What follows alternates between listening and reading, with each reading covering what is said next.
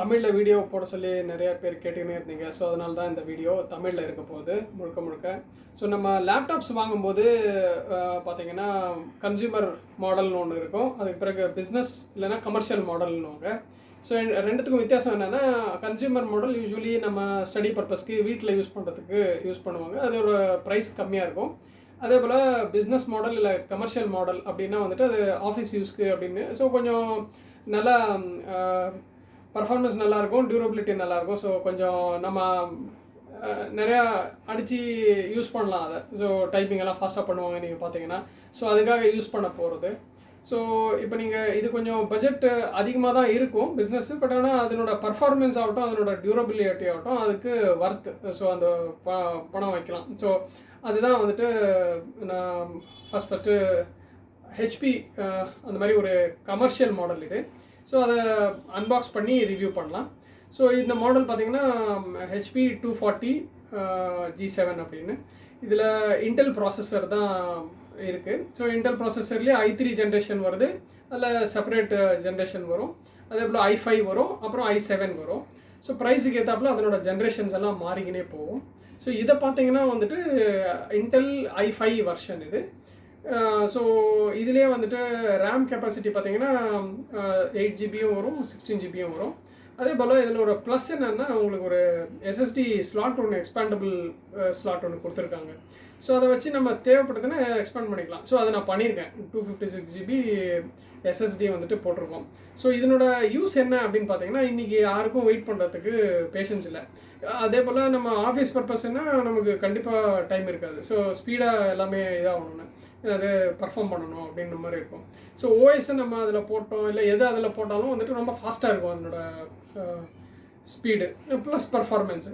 So நம்ம வாங்க இந்த ஹெச்பி 240 G7 இது வந்துட்டு i5 இப்போ அன்பாக்ஸ் பண்ணி ரிவ்யூ பண்ணலாம்.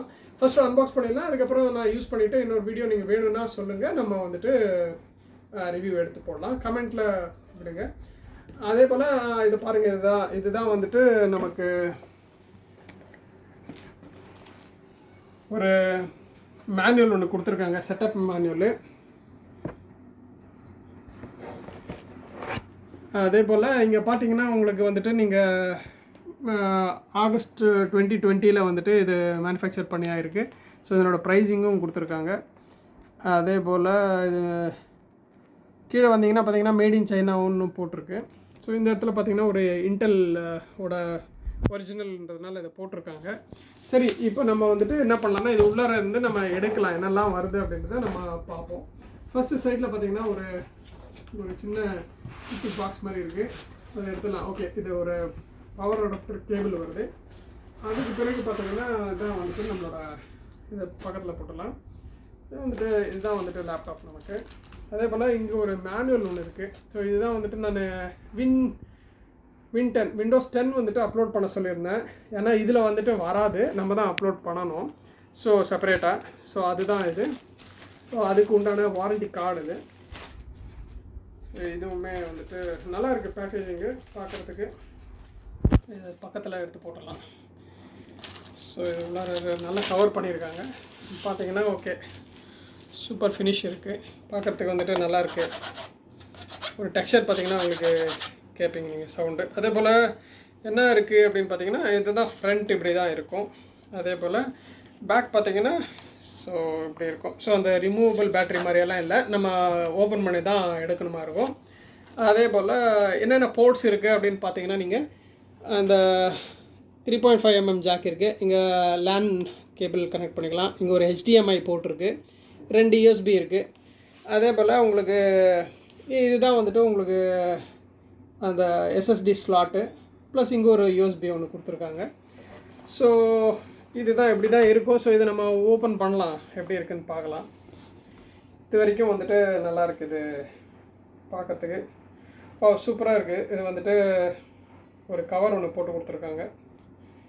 ஸோ பவர் ஆன் பண்ணிடலாம்.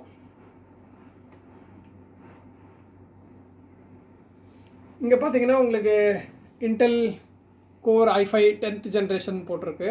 அதே போல் இந்த இடத்துல ஹெச்பியோட வாரண்ட்டி அந்த இது வரும்.